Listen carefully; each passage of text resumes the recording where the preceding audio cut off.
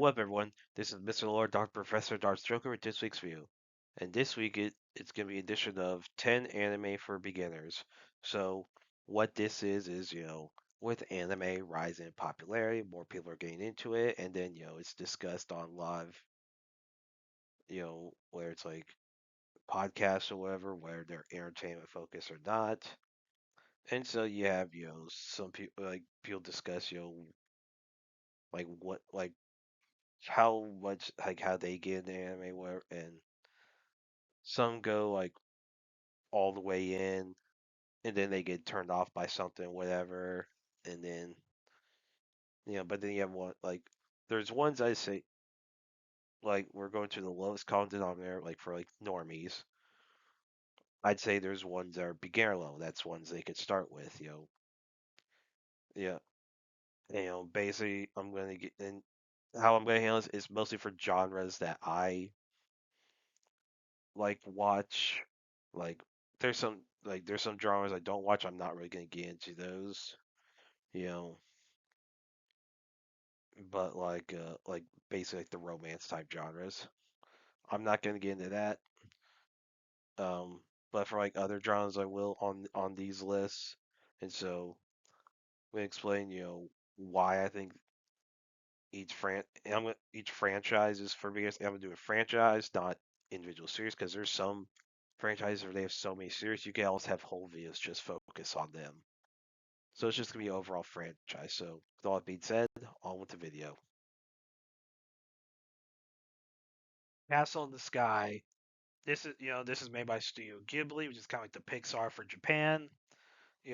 This is probably one of my favorite Studio Ghibli movies, like amongst ones I've seen. I would say it's pretty good for beginners because Ghibli is like the Pixar of Japan. So yeah, I think it's a real like really good movie. I think it's a good one for beginners. Pokemon. I mean, look, this is like the beginner one. I mean, like this is like probably objectively the most popular anime ever. Like a lot of people wouldn't think that because how big it was. They're like, wait, this is anime. But I mean, it's like Pokemon is like I mean, thing is before SpongeBob aired, before SpongeBob overtook it, Pokemon was the highest rated Saturday morning kids show on television. And that was before SpongeBob overtook it like a month after SpongeBob premiered. So I mean, this was a big show. I mean, and of course with the games, like the video games, the card game, obviously this is a one for beginners, and it's how a lot of people first got into animes from Pokemon because it was like, ooh, it's cool. They choose monsters, they fight each other, and yeah, I mean, really, it is like, you could say it's like the beginner one. Digimon. I mean, this is similar to Pokemon. Basically you have a human working with some monster or whatever. It's a kids show, like kids franchise. And yeah, this is one of those franchises where it's like, yeah, you can almost do an entire video just with Digimon shows because there are multiple shows. And there's a lot of good ones. Like the current one, Beat Break, actually being pretty good. And of course, you had Adventure, Adventure Two, Tamers, Frontier, Data Squad, Fusion. Well, Cross Wars, as it's the proper name. Fusion's the English name. Cross Wars is the real name. You know, Monsters, of course, 2020 Adventure, whatever. Ghost Game, Beat Break. Like this was one of the beginner ones because it's like kind of like with Pokemon. With how with it being like because it aired on like kids channels like Toon Disney times it how it distributed in the U.S. like Fox Kids.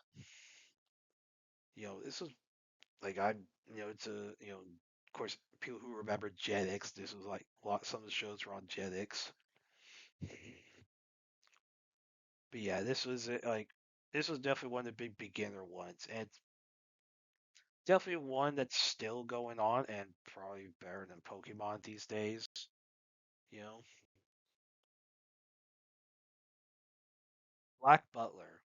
So this is mostly due to like beginner one. I'll say due to kind of saying. I mean, it's the UK predominantly, like Victorian era London. You have Seal Phantomheim making a deal with the demon to like avenge his parents and his well well his parents and someone else. Let's put it that way. The anime has not reached this spoiler yet. So let's just say definitely his parents, but there's someone else he's trying to avenge as well. Like he's trying to kill the cult. Of course, you had the first season had some filler stuff that revealed that the queen had was involved. Now the show, like the manga, to my knowledge, and the anime have not confirmed that the can stuff. Um, I do think the queen was involved.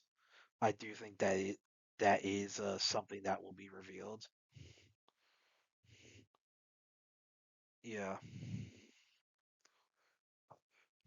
you know, yeah. Basically, it's a it's a good show. You have like dynamic between Seal and Sebastian. You have the servants. You had like You had like all the Grim Reapers. You know, you know, basically you hit all these people. Also, yeah, it's a good show, and I think it's a even with the supernatural aspects, I think it's a good one for beginners.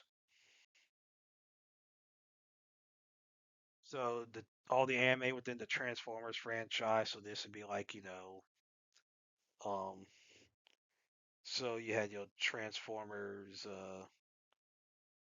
Super God Master Force, and Victory, which were some of the Japan exclusive ones.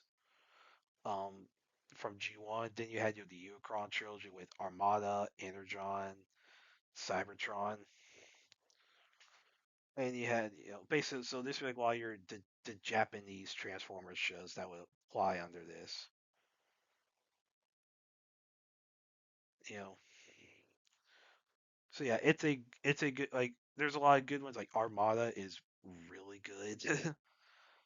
Like, and of course, yeah, Robots in the Skies was another you know, hand exclusive one. Like the early 2000s Robots in the Skies, not the 2015 one. That one's American.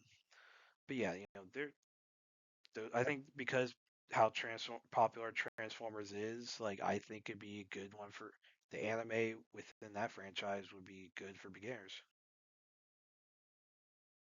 City Hunter. So this is like basically it's a private eye story. You have Rio Saiba, very good with the gun. Obviously he flirts with women a lot. That part, the whole how like how flirty he is with some women that could turn some people off. But it's played for laughs. It's not portrayed, I would say, positively. Like it's true. It's like yeah, he's kind of a prick for that, but it's like it's fun. Like like there's a lot of humor in it. Like it's like it's a funny detective show.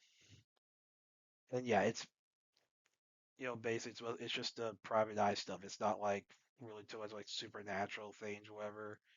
So like it's I would say just from like how the types of stories, I think it's relatively palpable for beginners, especially ones who like old school comedy. Cat's Eye. So I mean, I would say this is the way to describe it would be Lupin the Third meets Charlie's Angels. So this would be like obviously a good beginner's one because literally it's just they kind of do the whole like the gentleman, or I guess gentle lady of thief, where they send a note saying they're gonna steal this, and then well they steal it. Cops try to catch them. You have the whole thing about like one of the sisters is married to the detective trying to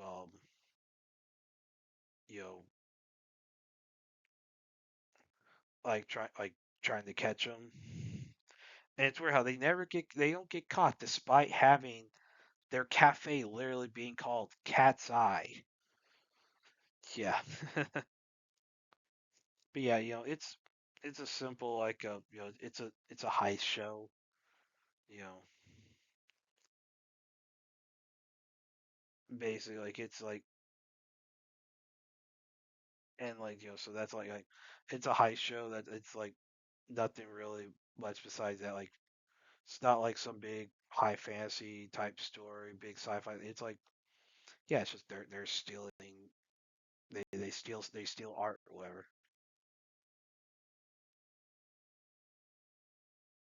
iCard. So this is like a series you have like these people that work at like a art dealership also secretly have to collect these magical cards that basically a 52 deck of cards. Each card has different powers, and they try to collect all the cards. Keep them out of the wrong hands. You have like the you have the everyone that works for Pinocchio. Of course, you have the rival Who's Who company. They have the Klondike Mafia family. Of course, you have the royal family and all that. But yeah, it's a good, I'll say, beginner's level one. It's due to type of setting you have like it's almost like kind of like an old school like detective like show, like a buddy cop show at times. You know, like it's like basically it's a good show. Like the way like the different powers work. Even though it's like you kind of like a lot of supernatural stuff. Like I think it's subtle. It's like I guess subtle enough in the fancy elements to like where it becomes palpable for normies.